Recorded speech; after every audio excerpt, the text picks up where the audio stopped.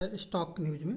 अगर आप मेरे चैनल पे पहली बार विजिट कर रहे हैं तो सब्सक्राइब करें ताकि आपको लेटेस्ट इन्फॉर्मेशन मिलता रहे। हम बात करेंगे वेदांता के बारे में, क्योंकि वेदांता को लेकर के एक बड़ी खबर सामने आ रही है। इसके चेयरमैन जो है सामने आए हैं और बड़ा अनाउंसमेंट किए हैं, जिससे उम्मीद कर सकते हैं कि इसके ट्रेडिंग सेशन में हमें आगे जो है इजाफा देखने को मिल सकता है। तो हम उस न्यूज़ की तरफ चर्चा करने से पहले अगर आज के ट्रेडिंग सेशन की बात करें तो लगभग जो है 4% तक की गिरावट जो है इसके स्टॉक में देखने को मिली है। कोई भी निगेटिव न्यूज़ जो है वेदांता को लेकर के नहीं आई है, लेकिन आपको फिर भी इसके स्टॉक में 4% तक का गिरावट देखने को मिला है। सुबह के ट्रेडिंग सेशन में लगभग 4.5% तक की गिरावट आई। मार्केट उसके बाद संभला और 4% की गिरावट के साथ वेदांता का स्टॉक जो है इस समय बंद हुआ है ट्रेड करता हुआ। तो अब जो सवाल ये आता है कि क्या आगे भी इसके स्टॉक में और भी करेक्शन हमें देखने को मिलेगा। तो चार्ट पर एनालिसिस करने से पहले हम न्यूज़ जानते हैं। न्यूज़ सामने निकल के आ रही है। इसमें जो है न्यूज़ के अनुसार अगर देखा जाए तो वेदांता के चेयरमैन जो है अनिल अग्रवाल, इन्होंने कहा है कि वो जो है 20 बिलियन का इन्वेस्ट करना चाहेंगे और 20 बिलियन से जो है उसका रेवेन्यू बढ़ा करके 80 बिलियन का करेंगे। तो न्यूज़ क्या है, इस पूरे न्यूज़ को डिटेल में जानते हैं। देखिए, न्यूज़ ये है कि एक प्राइवेट न्यूज़ चैनल को जो है वेदांता के चेयरमैन हैं, उन्होंने इंटरव्यू दिया है और इंटरव्यू के दौरान जो है उन्होंने सारा फोकस जो है वेदांता समूह के आगे जो है आगे का भविष्य है वो कैसा रह सकता है उस पर इन्होंने चर्चा की है।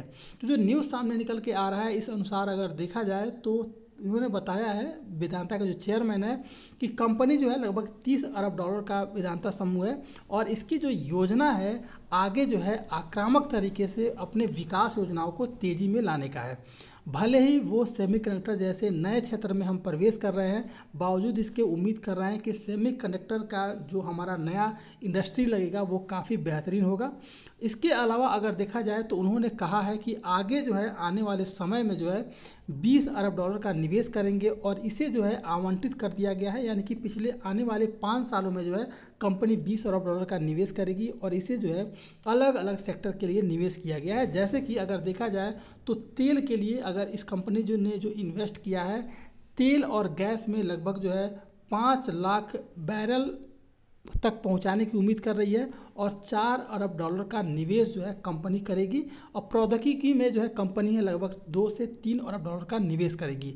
तो कंपनी का जो विज़न है वो काफ़ी बेहतरीन है। किसी तरह का निगेटिव जो है न्यूज़ नहीं आ रहा है। मार्केट में आपको लगातार जो है करेक्शन देखने को मिल रहा है। इसी का असर जो है आपको वेदांता के भी शेयर पर देखने को मिल रहा है। इसी कारण आपको गिरावट भी देखने को मिली है।